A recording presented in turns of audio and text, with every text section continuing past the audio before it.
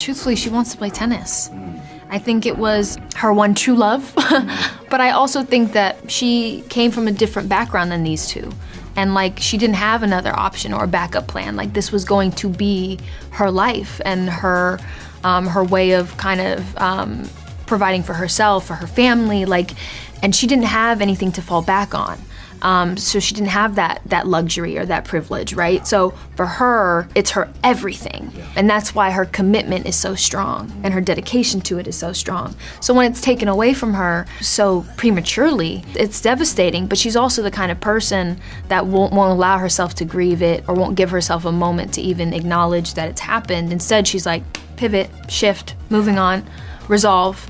What do I do now?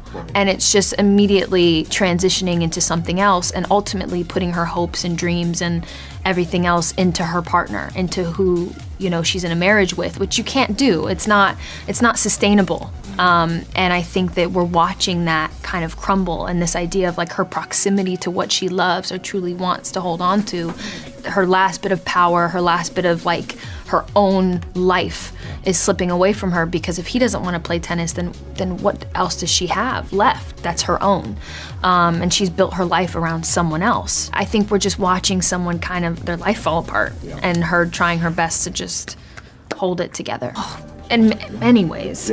Yeah, I mean, Luca's, if you look at all of his work, it's all about the human aspect. I mean, he's fascinated by the construct of character, is to accept that we are all capable of being these characters. People make mistakes.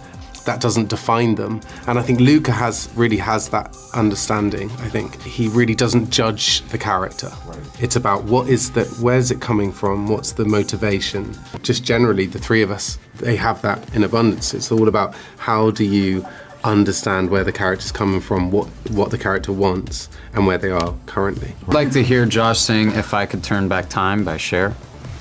I can do that anytime. I know. Not now. Well, let's hit it. Not in front of the camera, but anytime in private. This is so specific. Yeah. I've never thought about this. I don't know, it just came to me. I would like to hear Dear Evan Hansen again.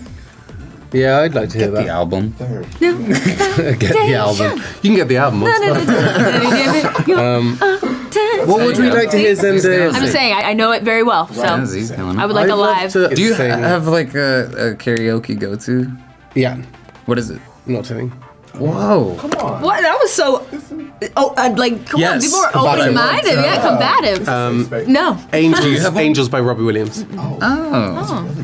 Thank you. Do you have one? Like a good go-to karaoke. I hate karaoke. Me too, but I you hate had it. one. Karaoke terrifies me. I had a bad experience. I had a birthday party when I was like 14. What happened? It was just like, I'm very shy. I was like, I didn't want to do it, and I went up there and I felt really awkward about it, and I was just like, I hated that. Yeah. I was like, never again. No karaoke parties for me. I get it. Yeah, you know, it's kind of an interesting thing, just from art's perspective, is this, you know, we were talking about this last night, it's this idea of like, Art arguably is the least talented tennis player amongst the two of them. And so because of that, his insecurities are always in the driver's seat with every kind of unconscious decision that he is making. And so he gloms onto these two and is attracted to them because of the natural abilities and their just secure selves. And he wants to have that so desperately that he kind of wants to consume them. Yeah. And so you see at the beginning of the film, the two of these two, it's like through osmosis, they're kind of like the same person almost. And then as later in life when the marriage happens here, it's, you know, it takes on that kind of form as well. And so it is this interesting thing of like, you're attracted to someone because of what they have, and so you kind of want them, but you want the idea of them, but you don't actually want them. Yeah. You both want my number. Very much so, yeah. Okay, well, I'm not a homewrecker. We don't live together. It's an open relationship. Also, Patrick has a I girlfriend. do not. Hey, come hang out with us later. Want me to come tuck you in? No, we can just keep talking about tennis. Oh man, there's so many good ones. I would say some of my favorites is the under the floor tennis shot. I would say When the camera's the ball, First of all. that's kind of like epic. The frames of both of you like smirking at each other from across, like I would like that. Oh man, there's so many good one of my ones. favorite shots in the whole film is right at the beginning, at the challenger match, and the camera comes up above Darnell, who's the umpire, And then over. and then over and comes right up to Z, and it's like one smooth. Also That's the churro scene. You in his face with the sugar on your Sugar on the face face. and you like smiling at him. I think that's a great shot. I'm just thinking of screenshots. Yeah. No, those are perfect. And the red light, whatever, the slow-mo red light. That's really good. When we're Images are arguing, good. Yeah, it's really good. yeah, Yeah. Shout out to Saibu, who was a genius. Sayambu's amazing. Who are complicated. I think I enjoy playing characters that maybe sometimes on paper do things that would consider them unlikable, unlovable, or irredeemable.